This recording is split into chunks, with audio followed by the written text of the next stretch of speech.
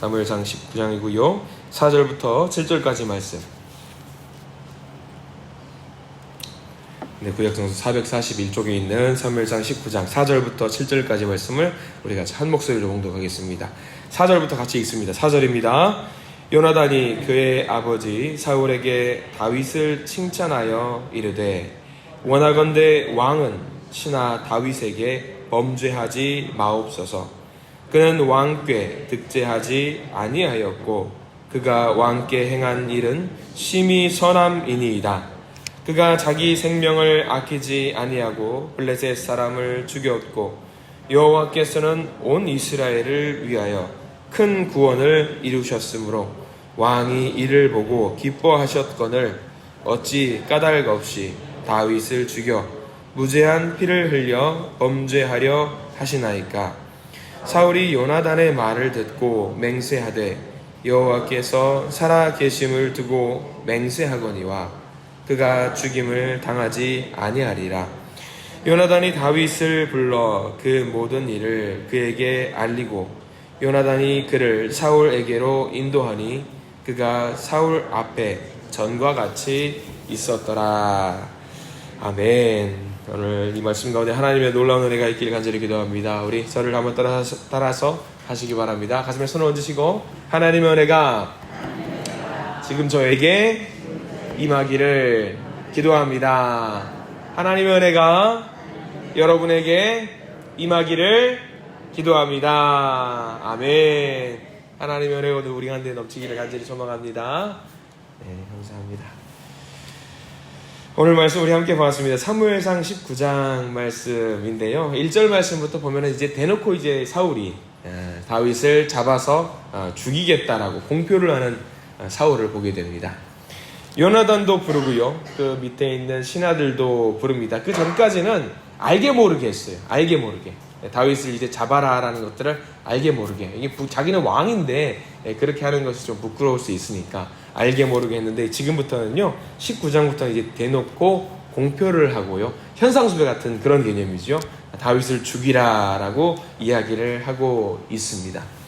이스라엘의 주인이 하나님인 것을 인정한다라면 사실 이런 표현을 할 수가 없습니다. 자기가 주인이라고 생각을 하니까 그래요. 다른 나라랑 다르다라고 말씀드렸습니다. 이스라엘은 하나님이 통치하시는 나라고 왕은 왕이긴 하지만 하나님의 부름을 받고 하나님의 지시를 받아서 이 나라를 이끈다고 생각을 해야 되는데 그렇게 하지 않고 지금 사울은 이제부터는 본격적으로 이스라엘이 자기 거라고 생각을 하는 그런 상황이 펼쳐지게 됩니다. 사울 혼자 그림을 그리고 이제 사울 혼자 작전을 짜고 사울 혼자 이제 막 움직이는 일을 하죠. 밑에 있는 신하들은 선택의 여지가 없습니다. 왕이 하자고 하면은 따라갈 수밖에 없는데 우리가 19장을 통해서 우리가 18장 계속 보면서 우리가 한 사람을 집중하게 돼요. 다윗도 훌륭하지만 다윗보다 더 대단한 신앙의 사람으로 우리가 한 사람을 계속 보고 있습니다.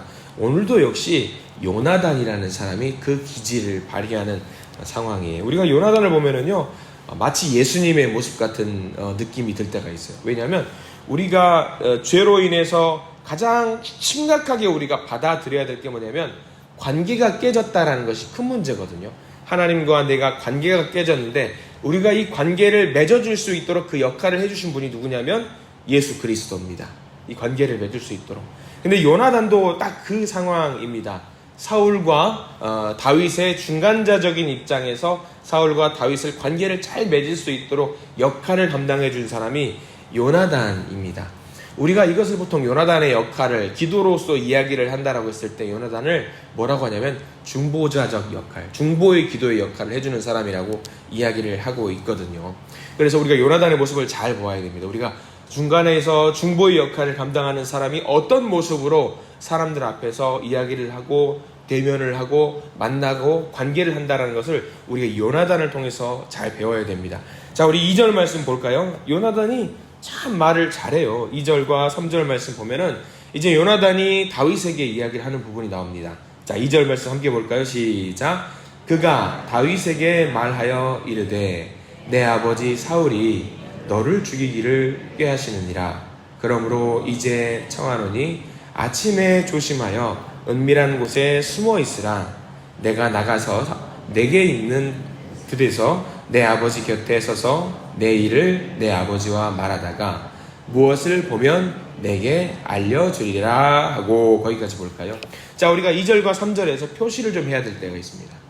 이제 요나단이 다윗하고 이야기할 때하고 사울하고 이야기할 때하고 용어를 달리 써요. 어떤 용어를 달리 쓰냐면 이제 요나단이 말합니다. 2절에 내 아버지 사울이라는 표현을 씁니다. 내 아버지 사울. 그리고 3절 넘어가면 똑같이 내 아버지라고 표현을 좀 하고요. 그 내 아버지라는 표현을 3번을 써요. 2절과 3절에서. 자, 2절 그가 다윗에게 말하 이르되 내 아버지 사울이라고 말하고요. 3절 넘어가면은요. 내가 나가서 내게 있는 들에서 내 아버지 곁에 서서 내 일을 내 아버지와 말하다가 무엇을 보면 내게 알려주리라. 자, 여기서 내 아버지 사울이라고 하는 말하는 것은 무슨 표현이냐면 지금 요나단이 다윗과 이야기할 때 표현하는 건데 적어도 이 상황이 나의 아버지, 내 아버지로 인해서 생긴 것이기 때문에 너한테 무슨 마음이 있다라는 거냐면 도의적인 책임으로 미안한 마음이 있다라는 것을 지금 이야기하고 있는 겁니다. 내 아버지라는 사람이 너를 죽이려고 한다. 죄가 없는 너를 죽이려고 한다. 이를 어쩌면 좋으냐. 그러면서 그것에 대한 책임감을 느껴서 내가라고 지금 이야기를 하고 있는 거예요. 특별히 3절에 내가라는 표현이 제일 1절에 3절 처음에 등장을 하잖아요. 히브리 본문에는요 주어가 없어요. 주어가 있을 때는 문장에 주어가 있을 때는 굉장히 강조할 때 표현입니다. 그러니까 3장 1절에는 원래 내가라고 굳이 표현을 하는 이유가 뭐냐면 내가 반드시 이 일을 해결할 때 중보자적인 입장에서 책임을 지고 내가 어떻게든 너를 다시 돌아올 수 있도록 인도하겠다라는 마음으로 지금 이야기를 하고 있는 거예요. 강력한 의지 표현이죠. 세상적인 욕심을 따라 요나단이 살고자 한다면 굳이 이렇게 다윗을 도와줄 이유가 없습니다. 공식적으로 사울이 공표를 했어요. 명령을 내리는데 다윗을 잡아와라 라고 했기 때문에 이제 다윗을 제거하면 돼요. 제거하면은 잡아오면은 사울 왕으로부터 큰 상을 받게 될 것이고 요나단의 입장에서는 후계 구도에 있어서 명확하게 자기가 왕이 될 수 있습니다. 이렇게 다윗을 도와주는 일은 요나단에게 굉장히 불리한 일입니다. 그런데 요나단은 지금 중요한 역할을 감당하고자 합니다. 어떤 역할이냐면 요나단은 사울의 편에 서기를 원하지 않아요. 당연히 아버지의 아들이기 때문에 사울의 편에 서야 되지만 아버지의 편에 서지도 않습니다. 근데 그렇다고 해서 요나단이 다윗의 편에 서느냐? 오늘 성경 말씀을 잘 봐야 되는데 다윗의 편에 서는 것도 아닙니다. 뭘 하느냐면 요나단은 누구의 편에 서냐면 철저하게 하나님의 편에 서서 이 일을 감당하려고 노력을 해요. 하나님의 편에서. 누구의 이익을 위한 것도 아니에요. 오로지 이 땅은, 이 나라는 하나님 나라이기 때문에 하나님의 편에 서서 이 문제를 해결하려고 노력을 합니다. 이게 바로 중보자적인 역할이에요. 우리가 살면서 이런 중보의 위치에 서 있을 때가 많이 있습니다. 세상 가운데 하나님을 믿지 못해서 있는 사람들, 또는 세상 가운데 어떤 공동체에서 속해 있는 그 자리에서 하나님을 믿지 못하는 사람들, 또는 하나님을 믿었지만 잠시 떠나 있는 사람들, 여러 가지 경우에 내가 중간자적인 입장에서 예수의 모습으로 살아가야 될 때가 분명히 있습니다. 그때에 과연 우리가 어떻게 해야 될 것인가? 우리는 정말 지혜롭게 행동해야 되고 영리하게 또는 영밀하게 어떤 삶을 살아가야 되는 일이 굉장히 많이 있어요. 지금 요나단이 얼마나 지혜롭냐면 다윗과 이야기할 때는 내 아버지라고 말을 해요. 내 아버지가 조금 안 좋은데 네가 좀 이해를 해 주었으면 좋겠다. 그런데 이제 더 나아가서 요나단이 사울과 이야기할 때는 어떻게 하는지를 또 봐야 될 것 같아요. 4절 말씀 볼까요? 4절에 요나단이 사울과 이야기를 할 때 어떤 단어를 쓰는지 봐야 됩니다. 자, 4절 같이 한번 읽어볼까요? 시작. 요나단이 그의 아버지 사울에게 다윗을 칭찬하여 이르되 원하건대 왕은 친하 다윗에게 범죄하지 마옵소서. 그는 왕께 득죄하지 아니하였고 그가 왕께 행한 일은 심히 선함이니이다. 재미있는 표현이 나옵니다. 왕을 두고 당연히 왕이라고 말하는 게 이상하지요. 근데 굳이 사울과 대화할 때 아버지라는 표현을 절대로 쓰지 않고 이 상황에서는 어떤 단어를 사용하냐면 왕이라는 표현을 사용해요. 왕은 신하 다윗에게 범죄하지 마셨으면 좋겠어요. 왜 신하에게 그러십니까? 지금 사울이 집착하고 있는 게 어떤 자리인 줄 아시죠? 사울이 집착하고 있는 자리는 왕의 자리예요. 나는 왕인데, 내가 이 나라의 주인인데, 내가 이 나라를 다스리는데, 그러니까 그것을 알고 요나단은 사울의 분위기를 맞춰주기 위해서 표현하는 단어 철저하게 왕이라고 그를 높여주고 있습니다. 누가 뭐래도 당신은 왕입니다. 다윗은 신하입니다. 신하 하나 좀 잘 된다고 당신이 흥분할 일이 아닙니다. 신하가 잘 되면 왕은 좋은 일입니다. 특별히 하나님이 만드신 그 신하인데 왜 왕을 높이는 그 일을 두고 왜 흥분하십니까? 라고 이야기를 하면서 철저하게 사울 왕을 높이는 일을 하고 있습니다. 표현을 정말 잘하는 거예요. 그리고 5절 말씀 보면 중요한 표현이 나옵니다. 제가 한번 읽어드릴게요. 밑줄을 좀 그으셔야 됩니다. 5절, 그가 자기 생명을 아끼지 아니하고 블레셋 사람을 죽였고 그 뒤에 밑줄을 그어두십시오. 여호와께서는 온 이스라엘을 위하여 큰 구원을 이루셨으므로 라고 나와 있어요.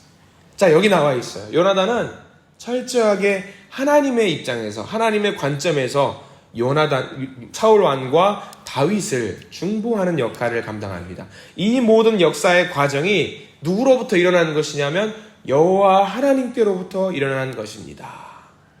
여호와 하나님께로부터. 우리는 그저 하나님 사용하시는 도구고 다윗에게 집중하실 이유가 없습니다.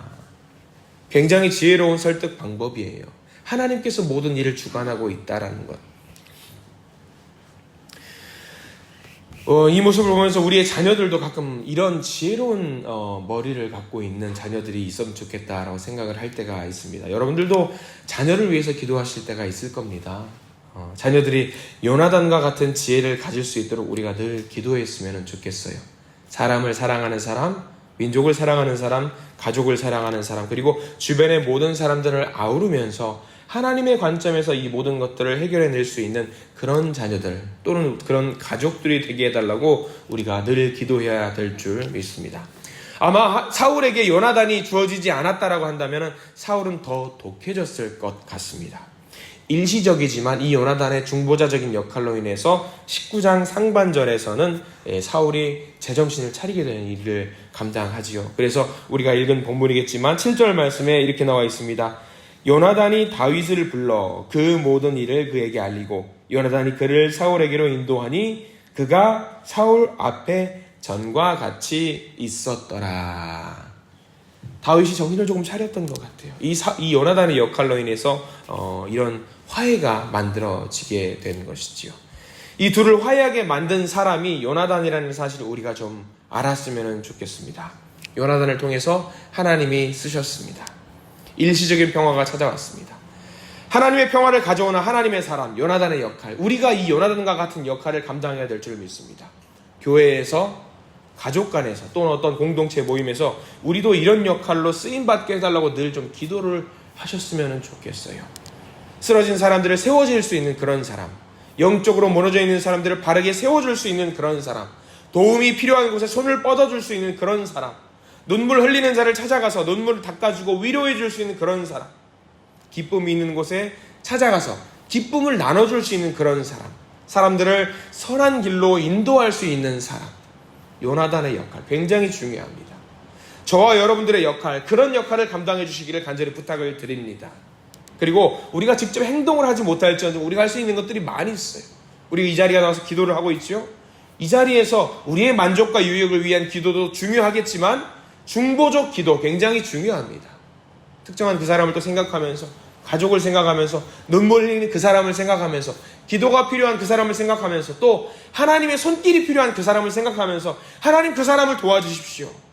하나님 이 교회를 도와주시고 하나님 우리를 인도해 주십시오 라고 하는 중보자적인 역할을 할 수 있는 우리 모두가 되기를 소망합니다. 요나단이 이 역할을 감당하는 것이 사실 쉬운 일이 아닙니다. 어떻게 했냐면 이 요나단은요, 죽음을 각오하고 이 일을 감당했어요. 5절 말씀 보면은 그렇게 나와 있죠. 4절 말씀 보면 그렇게 나와 있죠. 요나단이 그의 아버지 사울에게 다윗을 칭찬하여 이르되. 자, 지금 요나단이 다윗을 칭찬했어요. 사울이 지금 제정신이 아니라고 생각했을 때에 만약에 다윗을 칭찬했어요. 그럼 요나단은 어떻게 되는 거예요? 잘못하면은 죽을 수도 있는 거예요. 그럼 목숨을 걸고 이 중보자적인 역할을 감당했다라고 하는 거죠. 그런데 요나단은 알았습니다. 제일 중요한 게 무엇이다? 하나님의 역사 가운데 이 나라가 바르게 서는 것이다. 우리가 살면서 그럴 때가 있습니다. 우리가 뭐 하나님 나라를 만들고 하나님 일을 할 때에 어떤 일을 중요한 게 경중이 있을 거예요. 중요한 일이 있을 것이고 좀 더 가벼운 일이 있을 것이. 근데 우리가 머릿속으로 생각을 했을 때 늘 고민을 했을 때 1번 원칙이 있어요. 뭐냐면 하나님 나라를 만드는 데 있어서 가장 중요한 게 무엇인지를 좀 알고 생활을 했으면 좋겠어요. 내가 조금 더 이득이 될 만한 그 일을 찾아서 할 것인지, 나의 사리사욕을 위해서 좀 챙기는 일을 할 것인지, 내가 좀 기뻐하는 일을 할 것인지, 아니면 하나님 나라 일 만드는 데 있어서 내가 좀 손해를 보더라도 기꺼이 그 일을 하는 것이 좋은 것인지. 요나단은 자기의 만족과 유익, 자기가 왕이 될 수 있는 그 자리를 다 내려놔서라도 하나님 일을 하는 것이 중요하다고 생각을 했습니다. 저와 여러분들이 그랬으면 좋겠어요. 교회를 만들어가고 이 땅 가운데 하나님 나라를 만들어가는 데 있어서 내게 가장 중요한 게 무엇인가? 하나님 나라를 만드는 것, 그것보다 더 중요한 게 있는 것인가? 없다면 하나님 나라를 만드는 그 일에 집중할 수 있는 우리, 그런 우리가 되게 해달라고 늘 기도하실 수 있는 우리 모두가 되기를 간절히 소망합니다. 오늘 하루 선물로 주셨습니다. 오늘 하루도 많은 일이 있을 텐데 하나님 나라 만드는 그 일에 있어서 중보자적인 역할을 감당하시는 우리 모두가 되시기를 간절히 소망합니다. 기도하겠습니다. 주님 감사합니다. 사울은 점점 더 악해지고 있습니다. 포악한 그 마음, 다윗을 죽이고자 하는 그 악령이 들어가서 하나님의 크신 뜻을 무너뜨리려고 하는 그런 사울의 모습 우리가 바라보게 됩니다. 그러나 이 상황 속에서도 하나님이 요나단을 사용하셔서 이 땅을 아름답게, 그 땅을 아름답게 만들기 위해서 노력하는 그 요나단의 기질을 보게 됩니다. 주님, 이 요나단의 중보자적인 그 역할, 예수님께서 감당하셨던 그 역할, 요나단이 보여줬던 그 모습, 우리가 그 모습을 따라가게 인도하여 주시옵소서. 오늘 하루 삶을 주시면서 기도를 통해서 다시 한번 기회를 주시고 이 땅 가운데 평화를 주실 줄 믿습니다. 우리가 중보자적인 역할로서 그 기도를 감당할 때 하나님, 우리를 통해서 하나님 나라를 만들어가 주시옵소서. 우리를 통해서 하나님 나라를 세워주시고 더욱더 열심히 노력할 때에 하나님의 기쁨과 하나님의 행복과 하나님의 만족과 하나님의 유익이 우리 교회 가운데, 우리 가운데 펼쳐지도록 저희들을 인도하여 주시옵소서. 예수 그리스도 이름으로 간절히 기도드립니다. 아멘.